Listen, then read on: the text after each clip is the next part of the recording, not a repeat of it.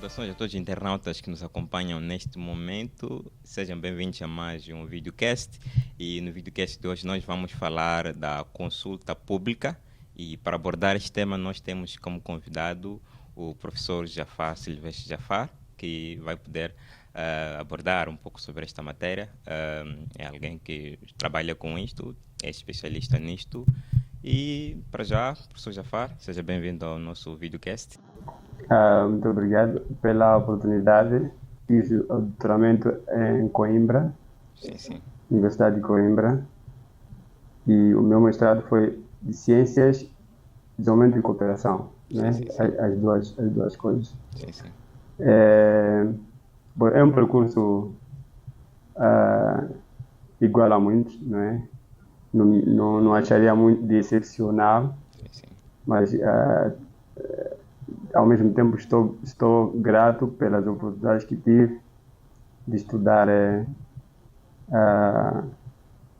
noutras esferas, não é? Mas isso não faz de mim uma pessoa excepcional, uma pessoa diferente. Portanto, eu resumiria que foi um percurso normal e simples, né? Há alguma motivação da escolha dos cursos que fez? Alguma motivação? Alguma coisa esteve por detrás? Eu acho que sempre há uma razão por detrás das coisas, não é? Sim. Fiz História, fiz licenciatura em História aqui, porque desde pequeno eu gostei de História. O meu pai foi uma pessoa que sempre me incentivou para interessar-me em História Pátria primeiro, Sim. e dali, pronto, ganhei, portanto, o interesse de fazer este curso de História. E depois tive essa oportunidade de estudar na Universidade Sapienza University, e fiz Ciência, Desenvolvimento e Cooperação. Também não foge muito da história, porque Sim. o processo de desenvolvimento, o processo de cooperação tem uma história. Certo. Sim, de algum modo conecta-se com a história universal, por aí em diante. E também fiz pós-colonialismo e cidadania global em Coimbra. Também faz parte da história, né? Portanto, tudo é uma história, mas com uma dosagem de interdisciplinaridade, sobretudo a sociologia, a antropologia também. E como é que conseguiu lidar com a questão cultural? Porque quando se sai sempre para um país, para a diáspora, para um país estrangeiro, há questões culturais, ao nível local, uma maneira de estar e de ser. Como é que conseguiu socializar-se durante esse período que esteve na diáspora? Foi um processo simples.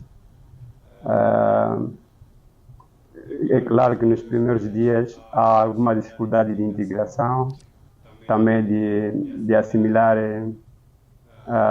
questões culturais locais, né, a língua, mas depois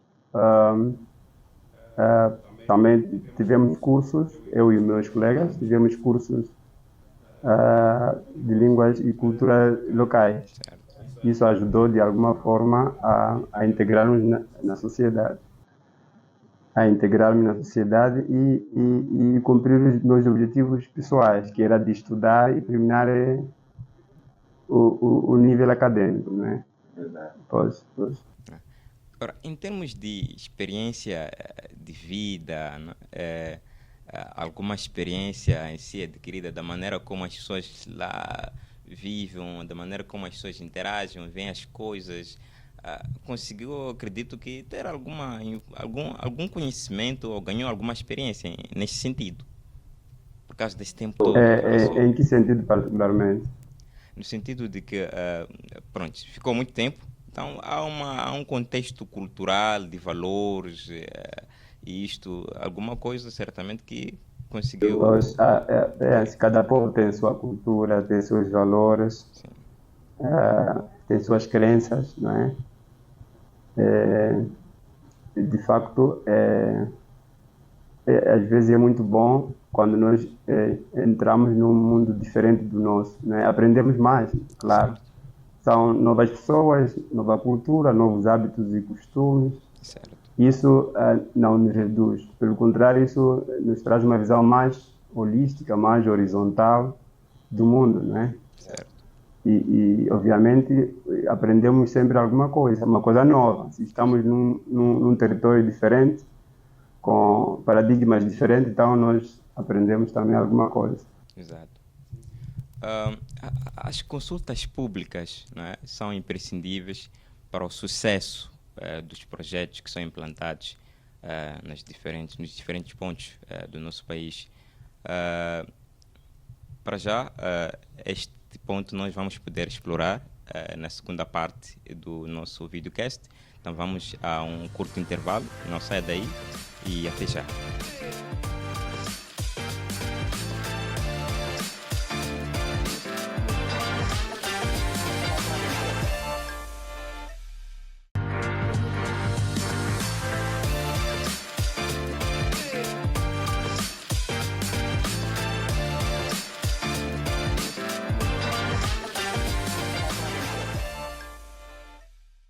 Estamos de volta para a segunda parte do nosso videocast. De lembrar que temos como convidado o professor Jafar e também vamos poder abordar o tema que nos interessa, que é a questão da consulta pública. E já tinha adiantado aqui um ponto, que é a questão da consulta pública ser indispensável para o sucesso dos projetos que são implementados nos diferentes pontos do nosso país. Então, professor, já tinha adiantado esse ponto. A consulta pública ela é muito importante para que os projetos tenham sucesso, mas sucede que diversos estudos indicam que da forma como a consulta pública é feita, acaba sendo um mero procedimento legal e as próprias comunidades não conseguem influenciar de forma direta, porque é um modelo top-down. Qual é o seu parecer em relação a isto? Muito obrigado. Eu acho que é um pouco difícil responder a essa questão, mas algumas notas. A consulta pública é um instrumento bastante importante, de facto, para assegurar que as comunidades afetadas pelos projetos mantenham os seus estándares de vida ou melhorem as condições de vida e também mantenham aquilo que chama de aspectos sociais, ambientais, aspectos físicos. Portanto, é muito importante. Em vários instrumentos, como por exemplo o Decreto 31/2012, de 8 de agosto, prevê que as consultas públicas, tanto resultantes de atividades econômicas,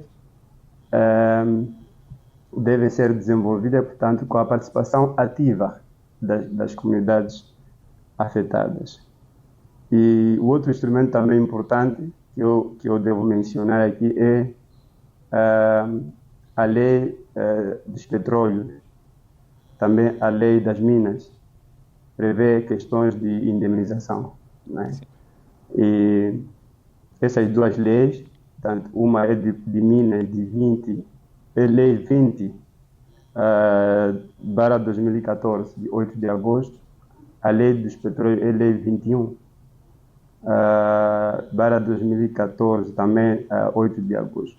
Portanto, essas duas leis, associando ao discurso do decreto 31/2012, de 8 de agosto, tanto prevê que as comunidades afetadas devem ter uma indemnização justa. Sim. Uma indemnização justa. O que é isso de indemnização justa? A indemnização justa tem três ou quatro aspectos. Primeiro é o governo e os proponentes dos projetos ou empresas concessionárias devem ter um memorando de entendimento com as comunidades afetadas. Ora, se falamos de memorando de entendimento, pressupõe que haja um diálogo, um entendimento entre as partes, né? E em função disso, o proponente do projeto deve garantir, primeiro, habitações condignas, deve garantir que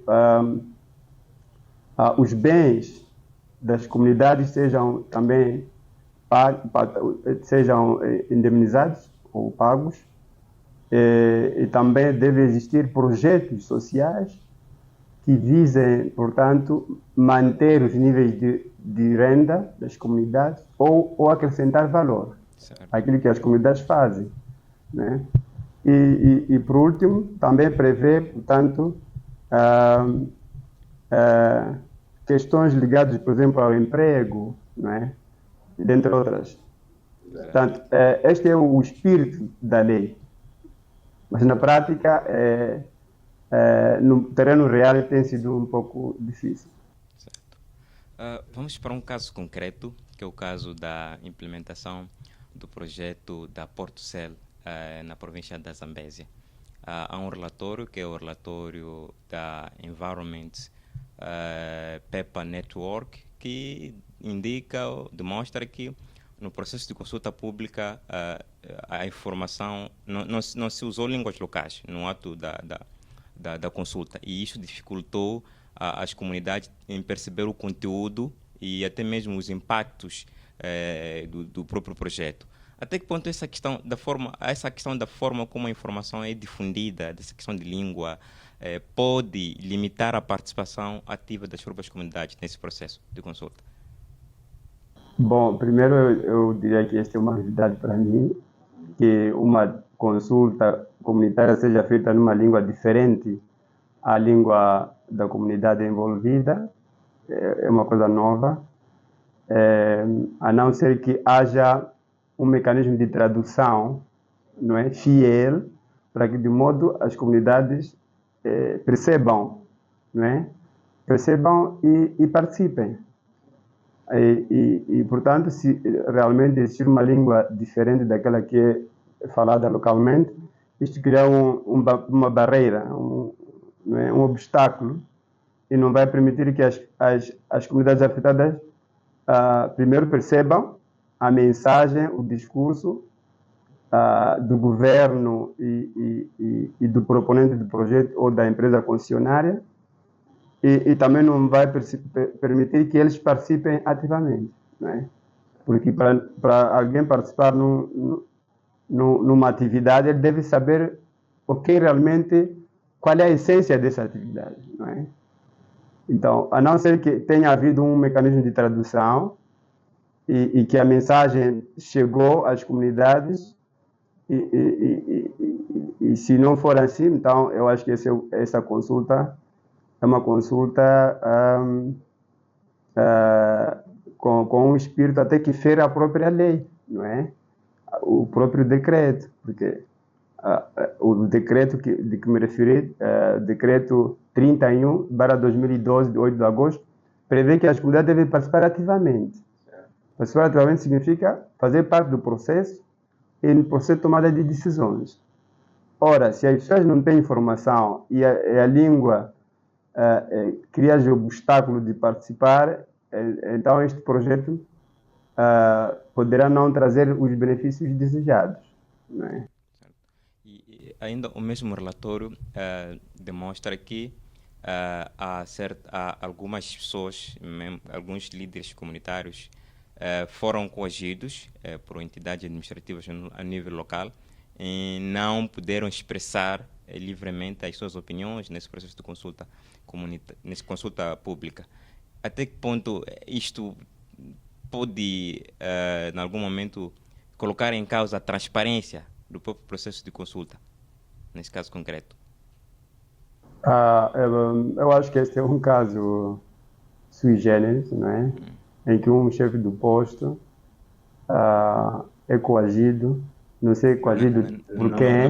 Não chefe, mas as entidades administrativas acabaram coagindo alguns membros da comunidade, alguns com algum grau de legitimidade. Portanto, as comunidades ou os membros das comunidades foram coagidos para aceitarem o projeto. Eu não percebi. É nesse sentido, sim. Bom, por isso eu estava a dizer que é um caso sui generis e que, portanto, a lei não prevê esta coação, a lei prevê diálogo e memorando de entendimento, como eu disse inicialmente. Exato. Agora, a coação e a falta de diálogo, estes são elementos que eu acho que, portanto, põem em causa aquilo que são os princípios dos processos, não é? Põem em causa, claramente. Exato. E em relação nós temos testemunhado muitos casos da questão, o papel das instituições, porque parece que as empresas, quando vão para esses locais, no ato da consulta, há promessas e geralmente essas promessas não são escritas, são verbais. E depois, mais tarde, temos reclamações das próprias comunidades por desconhecimento, não são escritas. Qual seria o papel das instituições administrativas em garantir que essas promessas sejam devidamente cumpridas, as promessas feitas por essas empresas? Eu acho que algumas promessas são difíceis de digerir, primeiro. Segundo, é difícil de cumprir. Vou dar só um exemplo. Muitas empresas prometem emprego. Ok? Sim. Eu estava em Palma, fiquei lá 6 meses e eu, como eu disse inicialmente, eu não participei de forma direta. No âmbito do meu trabalho de tese, eu fiz um estudo documental e fui lendo as atas que foram lavradas no ato de consulta comunitária. E eu percebi que, portanto, o discurso do proponente do projeto, naquela altura era a NADAR, e do governo, era de prometer emprego, era de que as comunidades teriam emprego. Não é? Mas isso não é prático. Por que não é prático? Porque quando os grandes projetos estão na fase de implantação, no processo de implantação, sim, de algum modo podem recrutar membros das comunidades locais, porque os trabalhos são trabalhos que não exigem muito conhecimento técnico, como limpezas, não é? As pequenas aberturas de estradas, abertura daquilo. Então, localmente é possível recrutar pessoas para esse tipo de trabalho. Sim, sim. Mas quando o projeto começa de fato a funcionar, então, há uma exigência de indivíduo, portanto, com um conhecimento técnico profissional muito alto. Exato. E que ali, ao nível local, não é possível encontrar. Sim. Então, logo, a promessa de emprego falha. As pessoas ficam expectantes, né, que vão ter emprego, mas no final do dia ele não tem emprego. Não porque é falta de vontade do governo, mas porque a forma como os grandes projetos funcionam, não é, exige mais conhecimento técnico profissional. E as comunidades não dispõem de um quadro tanto de pessoas tecnicamente profissionais, não é? Disse que não participou de forma direta na consulta pública que ocorreu em Cabo Delgado, no âmbito do projeto do Gás Nacional Liquefeito, mas serviu de base para o seu estudo. Então, pode partilhar um pouco as conclusões que conseguiu tirar da forma como o processo ocorreu, em termos de participação das próprias comunidades, ou a forma como que o processo foi levado a cabo, um pouco sobre isto. O processo de consultas comunitárias em Palma decorreu dos meados de 2014 a princípios de 2015, né? Envolveu muitas comunidades, comunidades do Afuns, refiro-me especificamente de Quitupo, Senga, Maganja e também Mondelane, e uma série de povoados ao longo da costa. Falo de Incemo, por exemplo, Fundes e mais outros. E também a comunidade da Vila Sede, de Palma, né? É um processo que envolve 4 elementos. Sim. Primeiro são as comunidades, o governo local, nesse caso, a empresa que propõe o projeto, e há uma comissão técnica multissetorial, né, composta por representantes de instituições do Estado que superintendem a área de desenvolvimento territorial, Então, esses quatro elementos é que, portanto, levam a cabo, não é? Levam a cabo o processo de consultas públicas. Mas também, de forma geral, a consulta pública, como o próprio nome diz, ela é pública. Qualquer pessoa pode participar, organizações não governamentais, qualquer pessoa pode participar, porque é uma questão pública, é um ato público. Okay? E Palma não fugiu esta regra. O processo de consulta em Palma seguiu rigorosamente esta regra, também as leis que me referi inicialmente, e também teve muita participação das comunidades locais, nas comunidades que me referi, também muita participação da mulher. Curiosamente, é uma coisa muito interessante, as mulheres participaram ativamente no processo, mas há elementos que é preciso discutir. Primeiro é que as comunidades não tinham informação suficiente sobre os direitos da terra, sobre os preços das indemnizações, dentre vários aspectos. Este é um aspecto. O outro é que existiram casos, por exemplo, eu, em conversa com os residentes de Afuns, diziam que houve casos em que eles viam as árvores a serem derrubadas e depois negociava-se o preço. Portanto, primeiro era derrubar e depois negociar. Sim, portanto, esse é um processo, é um aspecto que eu diria é um mau procedimento, não é? Porque o primeiro é dialogar, é conversar, chegar a um consenso e dali, portanto, começar as atividades. Este é um aspecto. O outro aspecto também é a questão do emprego, porque as mensagens que eu li nas atas é que o governo e o proponente do projeto prometeu emprego, aquilo que eu estava a dizer, não é? Mas quando o projeto ainda não iniciou em pleno, mas já avançou muito, já foi feito, portanto, a aldeia de assentamento, algumas infraestruturas, não é?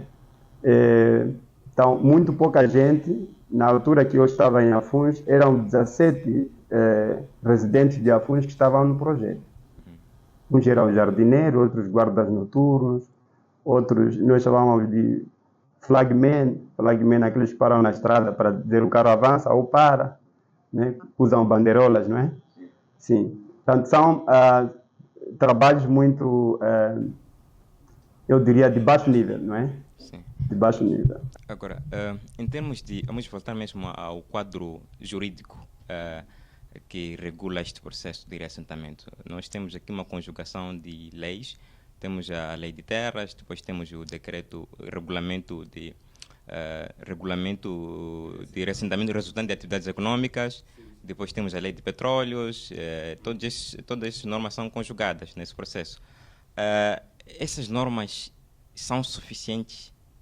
E se são suficientes, como é que avalia em termos de aplicação? Elas têm sido aplicadas devidamente?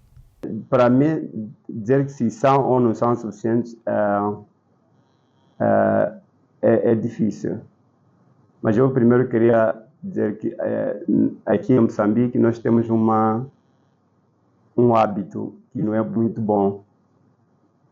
Por mais que a lei seja clara, seja objetiva, às vezes, em muitos casos, a lei não se cumpre. Não é a questão de ser suficiente ou não, mas a questão é de cumprimento da lei. Não é? É o cumprimento da lei. Não estou a falar só da questão de reassentamento, poderia falar de outras questões. Portanto, é uma questão que precisamos de resgatar, a questão de ética, a questão da moral, para pôr a lei a funcionar, não é? De acordo com como ela é. Não é? Agora, indo relativamente à questão que levanta é que o decreto 31/2012, de 8 de agosto, a lei dos petróleos, a lei de Minas, de facto, há um discurso que converge para e olha para a questão das famílias afetadas. O problema é esse que eu disse inicialmente, é que o que a lei diz muitas vezes não é observada. Certo. Eu só vou dar um exemplo. Se, por exemplo, diz que no âmbito do reassentamento, o proponente do projeto ou a empresa concessionária deve criar condições para a manutenção das condições de vida ou melhorar as condições de vida, não é? Desenvolver projetos sociais, não é? Para que as pessoas continuem a viver dignamente. Mas isso não tem sido observado, não é? As famílias podem receber alguma indemnização, também podem ter habitações, mas não conseguem ter mecanismos de manutenção de renda. Certo. Isso, de algum modo, coloca as famílias num prisma de pobreza, porque não consegue gerar renda. Se tinha uma área onde pescava anteriormente, já não tem acesso à área onde fazia pesca, à área onde fazia agricultura, não tem acesso à floresta. Então, isto, de algum modo, coloca as famílias numa situação de pobreza, não é? E de uma vida muito complicada. Ok, muito bem. Estamos a caminhar para a reta final do nosso videocast. Professor, últimas considerações em relação ao tema, a esse processo de reassentamento, da consulta pública também. Últimas considerações em relação a isto. Bom, para dar as últimas notas, eu gostava de dizer que primeiro temos que resgatar os valores no sentido de que devemos cumprir com a lei. Certo. Cumprir com a lei e fazê-la cumprir, não é?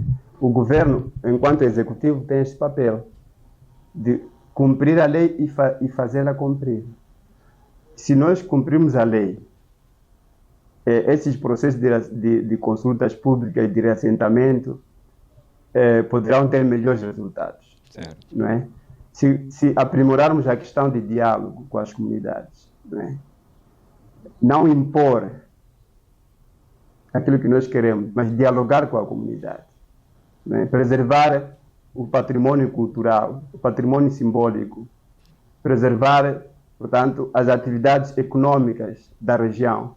Portanto, esses processos teriam, na minha opinião, bons resultados. Mas o que tem vindo a acontecer é que há uma imposição, não é? As empresas capitalistas, o Estado impõe. E as comunidades, como são frágeis, acabam aceitando, não é? E esse processo de imposição também pode ser visto num outro prisma, que também pode ser uma causa, pode gerar conflito. Porque as pessoas não estão satisfeitas, mas porque não tem mecanismo de defesa, aceitam, não é, aquilo que são os dogmas do Estado e das grandes empresas capitalistas, mas depois isso gera conflito. Certo. Há um descontentamento e isto não é bom. Certo. Portanto, há necessidade, de facto, de fazer cumprir a lei e aprimorar o diálogo. Sim. Obrigado por ter aceito o nosso convite, professor Jafar. E, caro internauta, chegamos ao fim do nosso videocast. De lembrar que no videocast de hoje nós falamos da consulta pública e o professor Jafar foi o nosso convidado. Não esqueça de seguir os nossos conteúdos na página do Facebook e do YouTube. E até a próxima.